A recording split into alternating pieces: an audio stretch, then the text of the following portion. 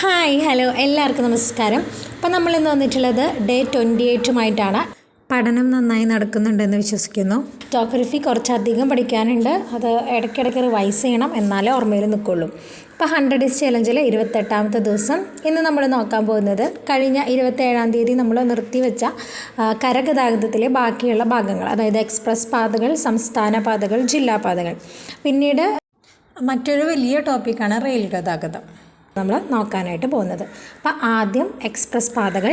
അപ്പോൾ അതിന് മുന്നേ ഒരു കാര്യം പറഞ്ഞോട്ടെ, നമ്മൾ ഓൾറെഡി നമ്മുടെ ചാനലിൽ 100 ഡേയ്സ് ചലഞ്ചിൻ്റെ വീഡിയോ ഇട്ടിട്ടുണ്ട്. വിശദമായിട്ട് ഏതൊക്കെ ഡേയിൽ ഏതൊക്കെ സബ്ജക്റ്റ് നമ്മൾ പഠിക്കും, എങ്ങനെ പഠിക്കണം എന്നതിനെക്കുറിച്ച് വിശദമായിട്ട് 100 ദിവസം എന്തൊക്കെ പഠിക്കും എന്നുള്ളത് കൃത്യമായിട്ട് അതിൽ കൊടുത്തിട്ടുണ്ട്. അപ്പോൾ നമ്മളുടെ വീഡിയോയിൽ എന്തെങ്കിലും ഒരു ദിവസം വൈകുമോ മറ്റോ ചെയ്താൽ നിങ്ങൾക്ക് തന്നെ മനസ്സിലാവും ഇന്ന് ഏതാണ് പഠിക്കാനുള്ളതെന്ന്. അപ്പോൾ നിങ്ങൾക്ക് വേറെ സോഴ്സ് ഉപയോഗിച്ച് അത് പഠിക്കാവുന്നതാണ്. പരമാവധി ഞാൻ ഡെയിലി വീഡിയോ ഇടാനായിട്ട് ശ്രമിക്കുന്നുണ്ട്. പിന്നെ പറയാനുള്ളത്, പലരും ചോദിക്കുന്നുണ്ട് മലയാളം ക്ലാസ് ഇല്ലേ, സൈക്കോളജി ഇല്ലേ എന്നൊക്കെ. നമ്മളുടെ 100 ഡേയ്സ് ചലഞ്ചിൻ്റെ വീഡിയോ നിങ്ങളൊന്ന് കണ്ടു നോക്കൂ. അതിൽ പറയുന്നുണ്ട് ഏത് ദിവസം തൊട്ടാണ്, എത്രാമത്തെ ദിവസം തൊട്ടാണ് നമ്മൾ സൈക്കോളജി പോകുന്നത്, മലയാളം പഠിക്കുന്നത് എന്നൊക്കെ. അപ്പോൾ അതാദ്യം എല്ലാവരും കാണാം. ആ ഒരു ഇത് നമ്മളുടെ ചാനലിലെ പ്ലേലിസ്റ്റിൽ 100 ഡേയ്സ് ചലഞ്ച് എന്ന് പറയുന്ന പ്ലേലിസ്റ്റിൻ്റെ ഉള്ളിൽ തന്നെ ഞാൻ ആ വീഡിയോ ചെയ്തിട്ടുണ്ട്. അപ്പോൾ അത് കാണണം. പിന്നെ സൈക്കോളജിയുടെ കാര്യം പറയാനാണെങ്കിൽ, സൈക്കോളജി നമ്മൾ ഓൾറെഡി കുറേ ക്ലാസ്സുകൾ നമ്മുടെ ചാനലിൽ അപ്ലോഡ് ചെയ്തിട്ടുണ്ട്. അത് മുന്നേ കഴിഞ്ഞ വർഷത്തെ LP UP എക്സാമിന് വേണ്ടിയിട്ട് പഠിച്ച കാര്യങ്ങളാണ് അതിൽ അപ്ലോഡ് ചെയ്തിട്ടുള്ളത്. ഈ പുതിയ സിലബസ് പ്രകാരമുള്ള ക്ലാസ്സുകൾ വേറെയും വരും. അതൊക്കെ ഇപ്പോഴത്തെ സിലബസിലുള്ളത് തന്നെയാണ്. അപ്പോൾ നിങ്ങൾക്ക് സൈക്കോളജി ഇപ്പോൾ പഠിക്കണമെന്ന് ആഗ്രഹമുണ്ടെങ്കിൽ നമ്മുടെ ചാനലിൽ പ്ലേലിസ്റ്റ് എടുത്താൽ LP UP സൈക്കോളജി എന്ന് പറഞ്ഞിട്ട് അതിൻ്റെ ഉള്ളിൽ കിടപ്പുണ്ടാവും. ഓക്കെ, അപ്പോൾ നമുക്ക് ഇന്നത്തെ നോക്കാം. എക്സ്പ്രസ് പാതകൾ. ഇന്ത്യയിലെ ഏറ്റവും ഉയർന്ന നിലവാരത്തിലുള്ള റോഡുകളാണ് എക്സ്പ്രസ് വേകൾ എന്ന് അറിയപ്പെടുന്നത്. മുംബൈ പൂനെയാണ് ഫസ്റ്റത്തെ ഇന്ത്യയിലെ ആദ്യത്തെ എക്സ്പ്രസ് പാത. ഇന്ത്യയിലെ ആദ്യത്തെ എക്സ്പ്രസ് പാതയാണ് മുംബൈ പൂനെ എക്സ്പ്രസ് പാത. അതിന് വേറൊരു പേരും കൂടി ഉണ്ട്, യശ്വന്ത്റാവു ചവാൻ എക്സ്പ്രസ് വേ എന്ന് ഒരു പേരും കൂടി ഉണ്ട്. ഇത് ഇന്ത്യയിലെ ആദ്യത്തെ 6 വരി എക്സ്പ്രസ് പാതയാണ്. Okay, Yashwantrao Chavan express way. ഇനി ഇന്ത്യയിലെ ഏറ്റവും നീളം കൂടിയ എക്സ്പ്രസ് വേ എന്ന് പറയുന്നത് ഡൽഹി മുംബൈ എക്സ്പ്രസ് വേ ആണ്. ഡൽഹി മുംബൈ എക്സ്പ്രസ് വേ ആണ് ഏറ്റവും നീളം കൂടിയത്. ഡൽഹി മീററ്റ് എക്സ്പ്രസ് വേ ഉണ്ട്. അത് ആദ്യത്തെ 14 വരി എക്സ്പ്രസ് വേ ആണ്. 2021 അത് നിലവിൽ വരുന്നത്. അപ്പോൾ ഇന്ത്യയിലെ ആദ്യത്തെ 14 വരി എക്സ്പ്രസ് വേ ആണ് ഡൽഹി മീററ്റ് എക്സ്പ്രസ് വേ. ഇനി ചമ്പൽ എക്സ്പ്രസ് വേ. രാജസ്ഥാൻ, മധ്യപ്രദേശ്, ഉത്തർപ്രദേശ് എന്നീ സംസ്ഥാനങ്ങളിൽ കൂടി കടന്നു പോകുന്ന എക്സ്പ്രസ് വേ ആണ് ചമ്പൽ എക്സ്പ്രസ് വേ. ഇനി അഹമ്മദാബാദ് വഡോദര എക്സ്പ്രസ് വേ. ഇത് അഹമ്മദാബാദ് മുതൽ വഡോദര വരെ ബന്ധിപ്പിക്കുന്ന എക്സ്പ്രസ് വേ ആണ്. ഇതിന് വേറൊരു പേരും കൂടിയുണ്ട്, അതാണ് മഹാത്മാഗാന്ധി എക്സ്പ്രസ് വേ. അടുത്തത് ഡൽഹി മുംബൈ ഗ്രീൻഫീൽഡ് എക്സ്പ്രസ് വേ. അതായത് വന്യജീവികളുടെ സംരക്ഷണത്തിന് വേണ്ടി ഇന്ത്യയിലെ ആദ്യത്തെ അനിമൽ ബ്രിഡ്ജ് നിലവിൽ വന്നത് ഈ ഡൽഹി മുംബൈ ഗ്രീൻഫീൽഡ് എക്സ്പ്രസ് വേയിലാണ്. Delhi Mumbai greenfield express way. Okay, അടുത്തത് താജ് എക്സ്പ്രസ് വേ. നോയിഡ മുതൽ ആഗ്ര വരെ ബന്ധിപ്പിക്കുന്ന എക്സ്പ്രസ് ആണ് താജ് എക്സ്പ്രസ് വേ. ഇതിന് വേറൊരു പേരും കൂടിയുണ്ട്, യമുന എക്സ്പ്രസ് വേ. Yamuna express way. ഇനി ഏറ്റവും നീളം കൂടിയ ഗ്രീൻഫീൽഡ് എക്സ്പ്രസ് വേ ആണ് ആഗ്ര ലക്നൗ എക്സ്പ്രസ് വേ. ഏറ്റവും നീളം കൂടിയ ഗ്രീൻഫീൽഡ് എക്സ്പ്രസ് വേ ആണ് ആഗ്ര ലക്നൗ എക്സ്പ്രസ് വേ. ഇനി നമ്മൾ കുറച്ചധികം പ്രധാനപ്പെട്ട എക്സ്പ്രസ് വേയും അത് ഏതൊക്കെ സ്ഥലങ്ങളിലാണെന്നാണ് നോക്കാൻ പോകുന്നത്. അപ്പോൾ ആദ്യമേ നമ്മൾ ഓൾറെഡി പറഞ്ഞതായിരുന്നു താജ് എക്സ്പ്രസ് വേ അഥവാ യമുന എക്സ്പ്രസ് വേ. അപ്പോൾ ഈ യമുന എക്സ്പ്രസ് വേ കാണുന്നത് ഉത്തർപ്രദേശിലാണ്. അഹമ്മദാബാദ് വഡോദര എക്സ്പ്രസ് വേ ഗുജറാത്തിലാണ്. ഇനി മുംബൈ പൂനെ എക്സ്പ്രസ് വേ അത് മഹാരാഷ്ട്രയിലാണ്. ദുർഗാപൂർ എക്സ്പ്രസ് വേ അത് പശ്ചിമ ബംഗാളിലാണ്, വെസ്റ്റ് ബംഗാളിലാണ്. അതാണ് WB എന്ന് എഴുതിയേക്കണേ കേട്ടോ, പശ്ചിമ ബംഗാൾ. ഇനി ഡൽഹി ഗുരുഗ്രാം എക്സ്പ്രസ് വേ അത് ഡൽഹി മുതൽ ഹരിയാന വരെയുള്ളതാണ്, ഡൽഹി ഗുരുഗ്രാം എക്സ്പ്രസ് വേ. അടുത്തത് ഡൽഹി മീററ്റ് എക്സ്പ്രസ് വേ. അത് ഡൽഹി മുതൽ ഉത്തർപ്രദേശ് വരെയുള്ളതാണ്, ഡൽഹി മീററ്റ് എക്സ്പ്രസ് വേ. അടുത്തത് ഈസ്റ്റേൺ പെരിഫറൽ എക്സ്പ്രസ് വേ. അത് ഹരിയാനയിലാണ്, ഈസ്റ്റേൺ പെരിഫറൽ എക്സ്പ്രസ് വേ ഹരിയാന. ഇനി ബുന്ദേൽഖണ്ഡ് എക്സ്പ്രസ് വേ. UP-യിലാണ്, ഉത്തർപ്രദേശിലാണ്. അടുത്തത് സുവർണ ചതുഷ്കോണം. ഇന്ത്യയിലെ ഏറ്റവും വലിയ ഹൈവേ പ്രൊജക്റ്റാണ് ഈ ഗോൾഡൻ ക്വാഡ്രിലാറ്ററൽ അഥവാ സുവർണ ചതുഷ്കോണം എന്നറിയപ്പെടുന്നത്. ഡൽഹി, കൊൽക്കത്ത, മുംബൈ, ചെന്നൈ ഈ 4 മഹാനഗരങ്ങളെ ബന്ധിപ്പിക്കുന്ന ഹൈവേ പദ്ധതിയാണ് സുവർണ ചതുഷ്കോണം. ഓക്കെ, സുവർണ ചതുഷ്കോണം പ്രൊജക്റ്റിന് തറക്കല്ലിട്ടത് 1999 അത് ഉദ്ഘാടനം ചെയ്തത് അടൽ ബിഹാരി വാജ്പേയി ആണ്. അടുത്തത് പറയാൻ പോകുന്നത് 2 റോഡ് ടണലുകളെ കുറിച്ചിട്ടാണ്. ചെനാനി നഷ്രി ടണലും അടൽ ടണൽ, അങ്ങനത്തെ 2 കുറിച്ചാണ്. ഇതിൽ ഏറ്റവും നീളം കൂടിയ റോഡ് ടണലാണ് ചെനാനി നഷ്രി ടണൽ. പിന്നെ അടൽ ടണൽ എന്ന് പറയുന്നത് മണാലി മുതൽ സ്പിതി വരെ ബന്ധിപ്പിക്കുന്ന ടണലാണ് അടൽ ടണൽ. അടൽ ടണലിൻ്റെ ഭാഗമായിട്ട് പ്രവർത്തിച്ച ഒരു മലയാളി ഉണ്ടായിരുന്നു. അതിൻ്റെ ചീഫ് എഞ്ചിനീയർ ആയിരുന്നു KP പുരുഷോത്തമൻ. ഇനി 2022 ഫെബ്രുവരിയിൽ സമുദ്രനിരപ്പിൽ നിന്ന് 10,000 അടിയിലധികം ഉയരത്തിൽ സ്ഥിതി ചെയ്യുന്ന ഏറ്റവും നീളം കൂടിയ ഹൈവേ തുരങ്കം എന്ന വേൾഡ് ബുക്ക് ഓഫ് റെക്കോർഡ്സിൻ്റെ അംഗീകാരം ലഭിച്ചത് അടൽ ടണലിനാണ്. 2022 ഫെബ്രുവരിയിലാണ് ആ അംഗീകാരം ലഭിച്ചത്. ഇനി ഇതിൽ ബാക്കിയുള്ളത് സംസ്ഥാന പാതകളാണ്. സംസ്ഥാന പാതകൾ എന്ന് പറഞ്ഞു കഴിഞ്ഞാൽ ഒരു സംസ്ഥാനത്തിൻ്റെ തലസ്ഥാനത്തെ ജില്ലാ ആസ്ഥാനവുമായി ബന്ധിപ്പിക്കുന്ന റോഡുകളെയാണ് നമ്മൾ സംസ്ഥാന പാതകൾ എന്ന് പറയുക. അതായത് ഒരു സംസ്ഥാനത്തിൻ്റെ തലസ്ഥാനത്തെ ജില്ലാ ആസ്ഥാനവുമായി ബന്ധിപ്പിക്കുന്ന റോഡുകളെയാണ് സംസ്ഥാന പാതകൾ എന്ന് പറയുക. ഏറ്റവും കൂടുതൽ സംസ്ഥാന പാതകളുള്ള സ്റ്റേറ്റ് മഹാരാഷ്ട്ര സ്റ്റേറ്റാണ്.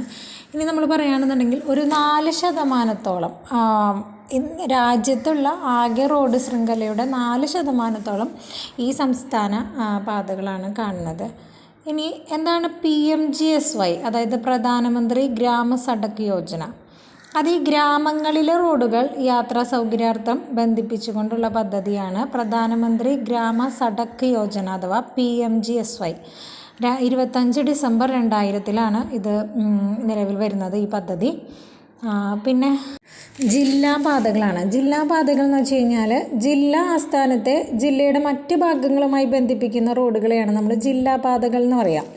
ആ രാജ്യത്തെ ആകെ റോഡ് ദൈർഘ്യം എടുത്താൽ അതിൻ്റെ 14% ജില്ലാ റോഡുകളാണെന്ന് പറയേണ്ടി വരും. പിന്നെ ഇതിലുള്ളത് ചെറിയൊരു ടോപ്പിക്ക് ഗ്രാമീണ റോഡുകളാണ്. അപ്പോൾ ഗ്രാമീണ റോഡുകൾ എന്ന് പറഞ്ഞാൽ ഇന്ത്യയിൽ നിലവിലുള്ള റോഡുകൾ എടുക്കുകയാണെങ്കിൽ അതിൽ 80% ഗ്രാമീണ റോഡുകൾ എന്ന വിഭാഗത്തിലാണ് ഉൾപ്പെടുത്തിയിട്ടുള്ളത്. ഇത്രയൊക്കെയാണ് നമ്മൾ റോഡ് ഗതാഗതത്തിൽ ഉൾപ്പെടുത്തിയിട്ടുള്ളത്. പ്രധാനമായിട്ടും ഈ ഭാഗത്ത് നിന്ന് കറണ്ട് അഫയേഴ്സ് ചോദ്യങ്ങൾ പ്രതീക്ഷിക്കാം കേട്ടോ. അടുത്തത് റെയിൽവേ ഗതാഗതം. റെയിൽവേ ശൃംഖലയിൽ ലോകരാജ്യങ്ങൾക്കിടയിൽ ഇന്ത്യയുടെ സ്ഥാനം 4ാം സ്ഥാനമാണ്. USA ആണ് 1ാം സ്ഥാനം, ചൈന 2ാം സ്ഥാനം, റഷ്യ 3ാം സ്ഥാനം, 4ാമത്തെ സ്ഥാനമാണ് ഇന്ത്യക്കുള്ളത്. ഇനി ഏഷ്യൻ രാജ്യങ്ങൾ വെച്ച് നോക്കുകയാണെങ്കിൽ ഇന്ത്യക്ക് 2ാം സ്ഥാനമാണ്. അപ്പോൾ ചൈന 1ാം സ്ഥാനം, ഇന്ത്യ 2ാം സ്ഥാനമാണ്. ഇനി നിലവിൽ നമ്മളുടെ ഇന്ത്യയിലെ റെയിൽവേയുടെ ലൈനിൻ്റെ ദൈർഘ്യം നോക്കിയാൽ ഏറ്റവും കൂടുതൽ ദൈർഘ്യമുള്ള സംസ്ഥാനം UP ആണ്, ഉത്തർപ്രദേശാണ്. ഇനി ഇന്ത്യൻ റെയിൽവേ ആക്ട് പാസ്സാക്കിയ വർഷമാണ് 1890. 1890 ഇന്ത്യൻ റെയിൽവേ ആക്ട് പാസ്സാക്കിയത്. ഇന്ത്യൻ റെയിൽവേ ബോർഡ് ആക്ട് നിലവിൽ വന്നത് 1905 കേട്ടോ. ഇന്ത്യൻ റെയിൽവേ ബോർഡ് ആക്ട് നിലവിൽ വന്നത് 1905. ഇനി ഇന്ത്യൻ റെയിൽവേ ദേശസാൽക്കരിച്ചത് 1951. 1951 ഇന്ത്യൻ റെയിൽവേ ദേശസാൽക്കരിച്ചു. ഇന്ത്യൻ റെയിൽവേയുടെ പിതാവ് ഡൽഹൌസി പ്രഭുവാണ്. ഇന്ത്യൻ റെയിൽവേയുടെ ആസ്ഥാനം ന്യൂഡൽഹിയാണ്, ന്യൂഡൽഹിയിലെ ബറോഡ ഹൗസ്. ഇന്ത്യൻ റെയിൽവേയുടെ ഭാഗ്യമുദ്രയാണ് ബോലു എന്ന ആനക്കുട്ടി. ആപ്തവാക്യം, ഇന്ത്യൻ റെയിൽവേയുടെ ആപ്തവാക്യം രാഷ്ട്രത്തിൻ്റെ ജീവരേഖ, അതായത് life line to the nation, രാഷ്ട്രത്തിൻ്റെ ജീവരേഖ. ഇനി ഇന്ത്യൻ റെയിൽവേയുടെ ചില റെയിൽവേ നിർമ്മാണ യൂണിറ്റുകളെ കുറിച്ചിട്ടാണ് പഠിക്കാൻ പോകുന്നത്. ഇത് 1-2 തവണ കണ്ടിട്ടുള്ള ചോദ്യങ്ങളാണ്, അതുകൊണ്ട് അത് ശ്രദ്ധിച്ച് പഠിക്കണം. ഒന്നാമത്തത് ചിത്തരഞ്ജൻ ലോക്കോമോട്ടീവ് വർക്ക്സ്. അതൊരു നിർമ്മാണ യൂണിറ്റാണ്. അത് പശ്ചിമ ബംഗാളിലെ ചിത്തരഞ്ജൻ എന്ന് പറയുന്ന സ്ഥലത്താണ്. ചിത്തരഞ്ജൻ ലോക്കോമോട്ടീവ് വർക്ക്സ് പശ്ചിമ ബംഗാളിലാണ്, വെസ്റ്റ് ബംഗാൾ, അതുകൊണ്ടാണ് WB എന്ന് എഴുതിയാണ് കേട്ടോ. ഇനി ഡീസൽ ലോക്കോമോട്ടീവ് വർക്ക്സ് അത് Varanasi UP-യിലാണ്, Varanasi Uttar Pradesh. Diesel locomotive works. Integral coach factory അത് പേരാമ്പൂർ ചെന്നൈയിലെ പേരാമ്പൂർ എന്ന സ്ഥലത്താണ് ഇൻ്റഗ്രൽ കോച്ച് ഫാക്ടറി. അത് 2018-19 റിപ്പോർട്ട് പ്രകാരം ലോകത്തിലെ ഏറ്റവും കൂടുതൽ റെയിൽ കോച്ചുകൾ നിർമ്മിച്ചത് ഈ ഇൻ്റഗ്രൽ കോച്ച് ഫാക്ടറിയാണ്. അത് പേരാമ്പൂർ ചെന്നൈയിലാണ് സ്ഥിതി ചെയ്യുന്നത്. അടുത്തത് റെയിൽ കോച്ച് ഫാക്ടറി അത് പഞ്ചാബിലെ കപൂർത്തലയിലാണ്. Kapurthala Punjab rail coach factory. അടുത്തത് റെയിൽ വീൽ ഫാക്ടറി അത് യലഹങ്ക ബംഗളൂരുവിലെ യലഹങ്കയിലാണ് റെയിൽ വീൽ ഫാക്ടറി. അടുത്തതാണ് റെയിൽ ഗേജ്. ക്വസ്റ്റ്യൻസ് മുന്നേ വന്നിട്ടുള്ള ഏരിയയാണ്, ശ്രദ്ധിച്ചു പഠിക്കണം. റെയിൽവേ ലൈനിൽ 2 പാളങ്ങൾ തമ്മിലുള്ള അകലമാണ് ട്രാക്ക് ഗേജ് അല്ലെങ്കിൽ റെയിൽവേ ഗേജ് എന്ന് പറയാം. 2 പാളങ്ങൾ തമ്മിലുള്ള അകലം. അപ്പോൾ അത് 3 തരത്തിലുണ്ട് rail gauge: broad gauge, metre gauge, narrow gauge. Broad gauge എന്ന് പറയുമ്പോൾ 2 പാളങ്ങൾ തമ്മിലുള്ള അകലം 1.62 മീറ്ററാണ്. 1.62 മീറ്റർ. ഇനി മീറ്റർ ഗേജിലാണെങ്കിൽ പാളങ്ങൾ തമ്മിൽ 1 മീറ്റർ അകലാണ് ഉണ്ടാവുക. നാരോ ഗേജ് ആണെങ്കിൽ പാളങ്ങൾ തമ്മിൽ 1 മീറ്ററിനേക്കാൾ കുറവായിരിക്കും. അതായത് 0.762 0.762 മീറ്റർ അല്ലെങ്കിൽ 0.610 മീറ്റർ. ഇത്രയായിരിക്കും പാളങ്ങൾ തമ്മിലുള്ള അകലം. ഇനി ഏഷ്യയിലെ തന്നെ ആദ്യത്തെ ബ്രോഡ് ഗേജ് ട്രെയിൻ സർവീസാണ് ബോംബെ താനെയാണ് ഏഷ്യയിലെ തന്നെ ആദ്യത്തെ ബ്രോഡ് ഗേജ് ട്രെയിൻ സർവീസ്. ഇന്ത്യയുടെ റെയിൽവേ എടുത്ത് നോക്കുകയാണെങ്കിൽ ഏറ്റവും കൂടുതലുള്ളത് ബ്രോഡ് ഗേജാണ്. ഇനി ലോകത്തിലെ ഏറ്റവും നീളം കൂടിയ നാരോ ഗേജാണ് ഗ്വാളിയോർ ഷിയോപൂർ. ഇനി 3 വ്യത്യസ്ത ഗേജുകളുമുള്ള ഇന്ത്യയിലെ ഏക റെയിൽവേ സ്റ്റേഷനാണ് സിലിഗുരി റെയിൽവേ സ്റ്റേഷൻ. അതിലെ 3 ഗേജുകളും നമുക്ക് കാണാൻ കഴിയും. ഇന്ത്യൻ റെയിൽവേയുടെ ഏക ഡയമണ്ട് ക്രോസിംഗ് ഉള്ള സ്ഥലമാണ് നാഗപ്പൂർ, മഹാരാഷ്ട്ര. ഡയമണ്ട് ക്രോസിംഗ് കാണപ്പെടുന്നത് നാഗപ്പൂർ, മഹാരാഷ്ട്ര. ഇനി നമ്മൾ നോക്കാൻ പോകുന്നത് ഇന്ത്യയിലെ ആദ്യത്തെ ട്രെയിൻ സർവീസ് ആരംഭിച്ചത് 1853 ഏപ്രിൽ 16-നാണ്. അതിൽ ഇന്ത്യയിലെ ആദ്യത്തെ റെയിൽവേ പാതയാണ് ബോംബെ താനെ. 34 കിലോമീറ്റർ മാത്രമാണ് അത് ഉണ്ടായിരുന്നത്. ഇനി ഫെയറി ക്വീൻ, അതായത് പഴയ ഒരു തീവണ്ടി എൻജിൻ്റെ പേരാണ് ഫെയറി ക്വീൻ. ഇപ്പോഴും സർവീസ് നടത്തുന്നു എന്നുള്ളതാണ് അതിൻ്റെ പ്രത്യേകത. ഇപ്പോഴും സർവീസ് നടത്തുന്ന ലോകത്തിലെ ഏറ്റവും പഴയ തീവണ്ടി എൻജിനാണ് ഫെയറി ക്വീൻ. ന്യൂഡൽഹി മുതൽ രാജസ്ഥാനിലെ അൽവാർ വരെയാണ് ഫെയറി ക്വീൻ്റെ സർവീസ്. ഇന്ത്യയുടെ ആദ്യത്തെ ഇലക്ട്രിക് ട്രെയിനാണ് ഡെക്കാൻ ക്വീൻ. ഇന്ത്യയിലെ ആദ്യത്തെ ഇലക്ട്രിക് ട്രെയിൻ സർവീസ് നടത്തിയത് 1925-ലാണ്. ബോംബെക്കും കുർളയ്ക്കും ഇടയിലാണ്. ഇനി ആദ്യത്തെ വൈഫൈ സൗകര്യമുണ്ടായ ഇന്ത്യയിൽ ആദ്യമായി വൈഫൈ സംവിധാനം നിലവിൽ വന്ന ട്രെയിനാണ് രാജധാനി എക്സ്പ്രസ്. അതുപോലെ തന്നെ റെഡ് റിബൺ എക്സ്പ്രസ് എന്ന് പറയുന്നത് നമ്മുടെ എയ്ഡ്സിൻ്റെ ചിഹ്നമാണല്ലോ റെഡ് റിബൺ. അപ്പോൾ ഇന്ത്യൻ റെയിൽവേയുടെ എയ്ഡ്സ് ബോധവൽക്കരണ പദ്ധതിയുമായി സഞ്ചരിക്കുന്ന എക്സിബിഷൻ ട്രെയിൻ സർവീസാണ് റെഡ് റിബൺസ് എക്സ്പ്രസ്. ഇനി നമ്മൾ പറയാൻ പോകുന്ന കുറച്ച് ആഡംബര ട്രെയിനുകളെ കുറിച്ചിട്ടാണ്. ഇന്ത്യൻ റെയിൽവേക്ക് കുറേ ആഡംബര ടൂറിസ്റ്റ് ട്രെയിനുകളുണ്ട്. Palace on wheels, Maharajas express, the Deccan odyssey, the golden chariot എന്നിങ്ങനെയുള്ള പേരുകളിൽ. അപ്പോൾ ഒന്നാമത്തെ നോക്കാം. പാലസ് ഓൺ വീൽസ് സർവീസ് നടത്തുന്ന സംസ്ഥാനമാണ് രാജസ്ഥാൻ. അടുത്ത ആഡംബര ട്രെയിനാണ് ദ ഡെക്കാൻ ഒഡീസി. അത് മഹാരാഷ്ട്രയിലാണ്. മഹാരാഷ്ട്രയിലെ വിനോദസഞ്ചാര കേന്ദ്രങ്ങളിലൂടെ സർവീസ് നടത്തുന്ന ട്രെയിനാണ് ദി ഡെക്കാൻ ഒഡീസി. ദക്ഷിണേന്ത്യയിലെ ആദ്യത്തെ ആഡംബര ട്രെയിൻ സർവീസാണ് ദി ഗോൾഡൻ ചാരിയറ്റ് ദക്ഷിണേന്ത്യയിലെ ആദ്യത്തെ ആഡംബര ട്രെയിൻ സർവീസാണ്. അതുപോലെ ഹെറിറ്റേജ് ഓൺ വീൽസ് രാജസ്ഥാനിലെ ടൂറിസ്റ്റ് കേന്ദ്രങ്ങളിൽ കൂടി സർവീസ് നടത്തുന്ന ട്രെയിനാണ് ഹെറിറ്റേജ് ഓൺ വീൽസ്. അടുത്തത് റോയൽ ഓറിയൻറ്റ് ട്രെയിൻ. അത് ഗുജറാത്ത്, രാജസ്ഥാൻ എന്നീ സംസ്ഥാനങ്ങളിലെ വിനോദസഞ്ചാര കേന്ദ്രങ്ങളിൽ സർവീസ് നടത്തുന്ന ട്രെയിനാണ് റോയൽ ഓറിയൻറ്റ് ട്രെയിൻ. ഇനി പാലസ് ക്വീൻ ഹംസഫർ എക്സ്പ്രസ്. ഇത് മൈസൂർ, ഉദയ്പൂർ തുടങ്ങിയ സ്ഥലങ്ങളെ ബന്ധിപ്പിക്കുന്ന എക്സ്പ്രസ് ട്രെയിനാണ് പാലസ് ക്വീൻ ഹംസഫർ എക്സ്പ്രസ്. ഇനി ദി ഗ്രേറ്റ് ഇന്ത്യൻ റോവർ. ഇത് ബുദ്ധമത തീർത്ഥാടന കേന്ദ്രങ്ങളിലേക്ക് സർവീസ് നടത്തിയിരുന്ന ഇന്ത്യയിലെ ട്രെയിൻ സർവീസായിരുന്നു ദ ഗ്രേറ്റ് ഇന്ത്യൻ റോവർ. അടുത്തത് തുരന്തോ എക്സ്പ്രസ്. 2009 ആരംഭിച്ച നോൺ സ്റ്റോപ്പ് സൂപ്പർ ഫാസ്റ്റ് തീവണ്ടികളാണ് തുരന്തോ എക്സ്പ്രസ് എന്ന് അറിയപ്പെടുന്നത്. തുരന്തോ എക്സ്പ്രസ്.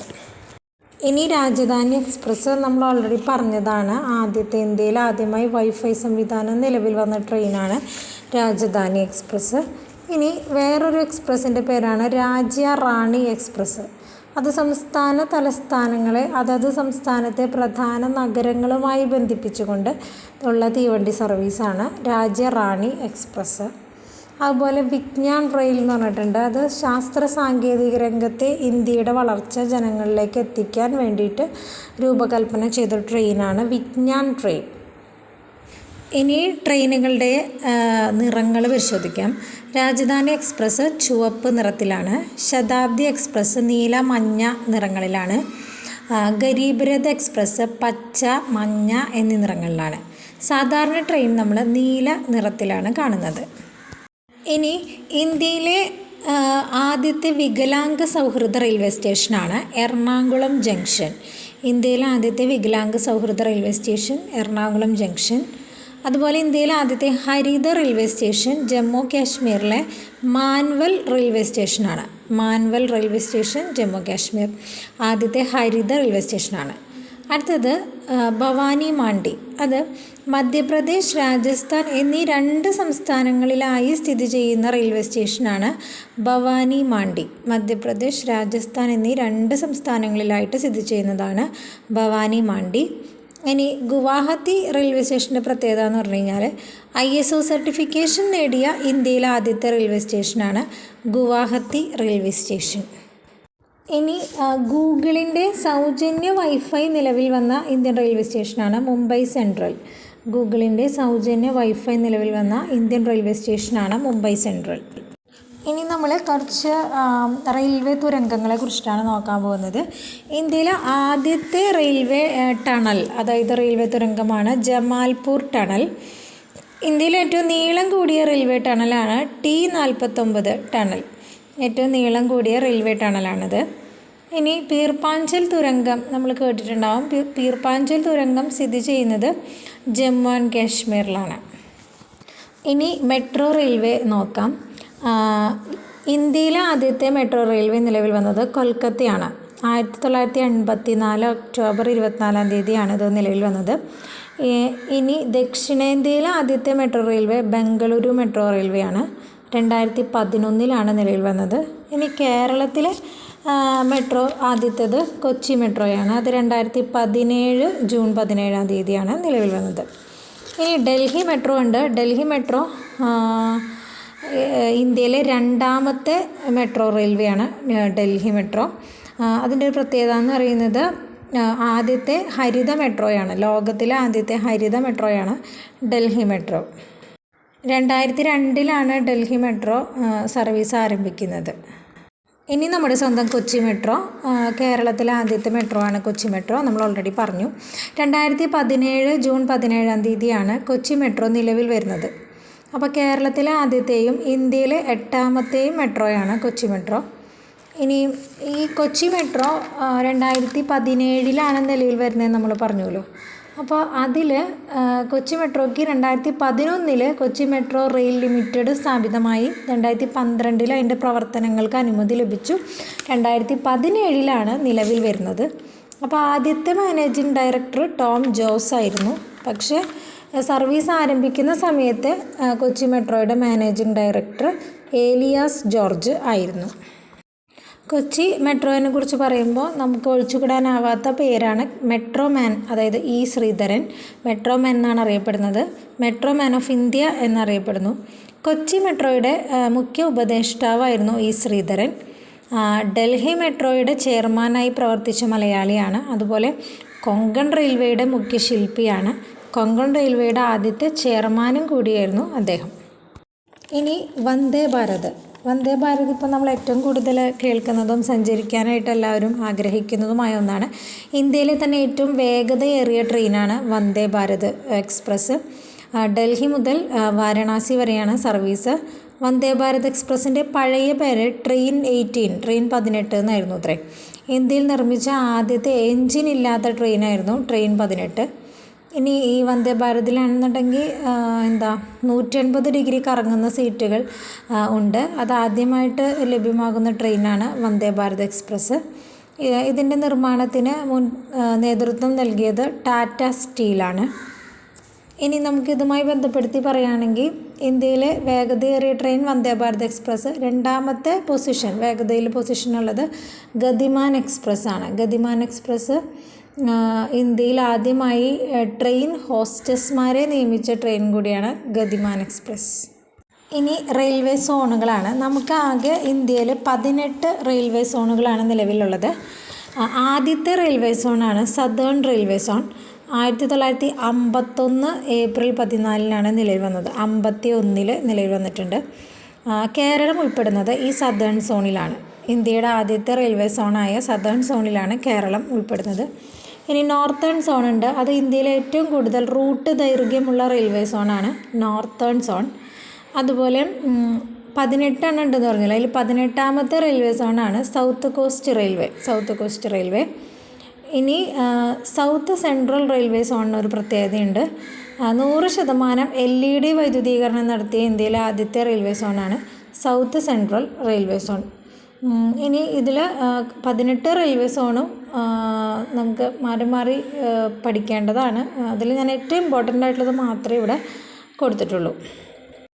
ഇനി പൈപ്പ് ലൈൻ, അത് ഇന്ത്യയുടെ ഗതാഗത ശൃംഖലയിലെ ഒരു പുതിയൊരു കാൽവയ്പ്പാണ് പൈപ്പ് ലൈൻ ഗതാഗത ശൃംഖല എന്ന് പറയുന്നത്. Pipe line transport network.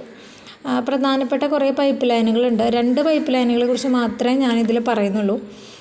ഒന്ന് Naharkatiya Noonmati Barauni pipe line. Naharkatiya Noonmati Barauni pipe line. ഇതിൻ്റെ പ്രത്യേകത, ഇന്ത്യയിൽ നിർമ്മിതമായ ആദ്യത്തെ പൈപ്പ് ലൈനാണിത്. 1167 കിലോമീറ്ററാണ് ഈ പൈപ്പ് ലൈൻ ഉള്ളത്. നഹർകദിയ നുൻമതി ബറൗണി പൈപ്പ് ലൈൻ, ഇന്ത്യയിലെ ആദ്യത്തെ പൈപ്പ് ലൈൻ. അടുത്ത ഒരു പൈപ്പ് ലൈൻ എന്ന് പറയുന്നത് Hazira Vijaypur Jagdishpur pipe line. Hazira Vijaypur Jagdishpur pipe line 1800 kilometre ഉണ്ട്. ഇതിൻ്റെ പ്രത്യേകത, ഇതൊരു ഗ്യാസ് പൈപ്പ് ലൈനാണ്. ഗെയിലിൻ്റെ കീഴിൽ വരുന്നതാണ്. GAIL, ഗെയിലിൻ്റെ കീഴിൽ വരുന്ന ഗ്യാസ് പൈപ്പ് ലൈനാണ് ഹാസിറ വിജയ്പൂർ ജഗദീഷ്പൂർ പൈപ്പ് ലൈൻ. ഇനി ഇതിന് വേറൊരു പ്രത്യേകത, ഇന്ത്യയിലെ ആദ്യത്തെ ക്രോസ് കൺട്രി ഭൂപ്രകൃതി വാതക പൈപ്പ് ലൈനാണ് ഇത്.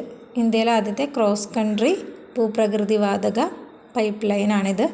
1987-88 കാലഘട്ടത്തിൽ കമ്മീഷൻ ചെയ്തിട്ടുള്ള ഒന്നാണ് ഇത്. അപ്പോൾ ഇന്ന് ഇത്രയും മതിയെന്ന് വിചാരിക്കണോ. ഇനി നമുക്കിതിൽ ഭൂമിശാസ്ത്രത്തിലെ ബാക്കിയുള്ളത് ജലഗതാഗതവും വ്യോമഗതാഗതവുമാണ്. അത് ഈ ഒരു വീഡിയോയിൽ തന്നെ ഉൾപ്പെടുത്താമെന്നാണ് ഞാൻ വിചാരിച്ചത്. പക്ഷേ നമുക്ക് ദൈർഘ്യമായി പോകും ഒരുപാട്. അതുകൊണ്ട് അടുത്ത ദിവസത്തേക്ക് നമുക്കത് മാറ്റി വയ്ക്കാം. അപ്പോൾ ഒരു ദിവസം കൂടി നമുക്ക് ജലഗതാഗതവും വ്യോമഗതാഗതവും കൂടി ഒരു വീഡിയോയും കൂടി നമ്മൾ ഉൾപ്പെടുത്തും. നാളെ ഞാനത് അപ്ലോഡ് ചെയ്യും, Day 29. അപ്പോൾ അന്ന് തന്നെ നമ്മൾ റിവിഷൻ മോക്ക് ടെസ്റ്റും നടത്തും. Day 30 പുതിയ ടോപ്പിക്കുമായിട്ടാണ് നമ്മൾ വരിക. നമ്മൾ ഇത്രയും ദിവസം ജോഗ്രഫിയാണ് പഠിച്ചത്. കുറച്ച് കൂടുതൽ നമ്മുടെ ടൈം ടേബിളിൽ നിന്ന് വിട്ട് കുറച്ച് കൂടുതൽ സമയം നമുക്ക് എടുക്കേണ്ടി വന്നു ജോഗ്രഫി. പക്ഷെ അത് അങ്ങനെ പഠിക്കാതെ നിവൃത്തിയില്ല, അതുകൊണ്ടാണ് കേട്ടോ. അപ്പോൾ നാളെ Day 29 നമ്മൾ ജലഗതാഗതവും വ്യോമഗതാഗതവും എന്ന് പറയുന്ന വീഡിയോ ഇടും. അതിനോടൊപ്പം കുറച്ച് കഴിയുമ്പോൾ നമ്മൾ അന്ന് തന്നെ മോക്ക് ടെസ്റ്റും കൂടി രാത്രി നിങ്ങൾ അറ്റൻഡ് ചെയ്യണം.